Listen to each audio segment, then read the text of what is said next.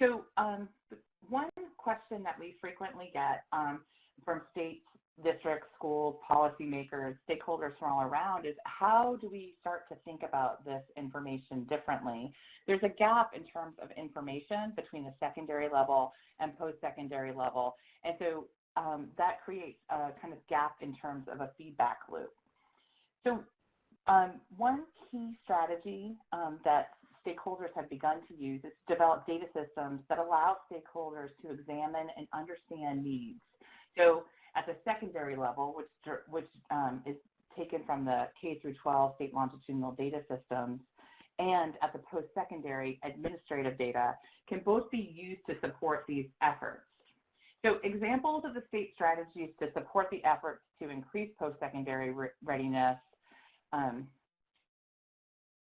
include feedback loops for schools and districts and opportunities to improve student outcomes. The types of data they're looking at the secondary level include attendance, course performance, advanced coursework and graduation, and post-secondary administrative data include enrollment data, persistence, which is usually defined as students enrolling full-time in the second year, completion, and degree attainment. So these are, again, some examples that states have been using to increase post-secondary readiness. One is sort of an input approach.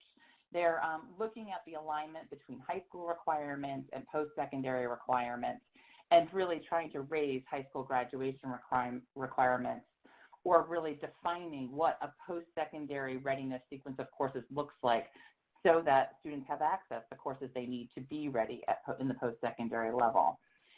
There's also a strategy to provide feedback to schools focused on post-secondary outcomes. So for example, the Rhode Island Data Hub or Massachusetts has developed a district analysis tool for outcomes after high school. These both provide important information back to high schools about what happens to their students after they graduate from high school. And then finally, states have used administrative data to examine early warning indicators for post-secondary readiness, and I'll go into that a little bit in a moment.